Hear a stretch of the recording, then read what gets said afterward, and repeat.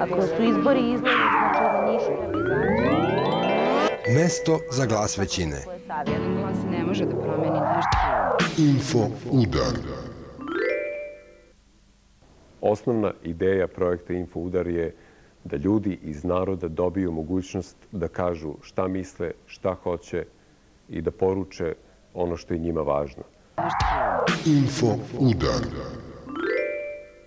Jovanović Petar, penzioner iz Beograda, rođen u Beogradu, imam 73 godine. A isto tako bih želeo da sa mušterijama u kolima više prestanem da pričam o politici, da razgovaramo o nekim najnormalnijim ljudskim stvarima. Ja sam Dragutin Ranogajec i visoko kvalifikovani majstor, vodoinstalater. Info udar.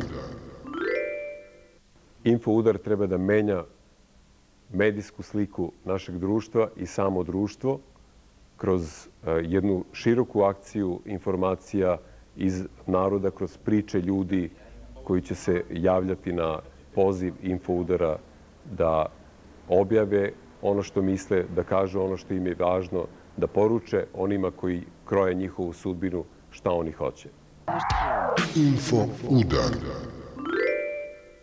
Zovem se Predrag Spasojević, trgovac sam i koristim Info udar da pozovem sve ljude koji me gledaju, koji će me slušati i koji će pročitati u novinama, da izađu na izbore, jer tih 30-40% neodlučnih mogu da promene mnogo.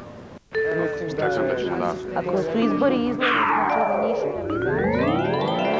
Mesto za glas većine. Glas ne može da promeni nešto. Info udar.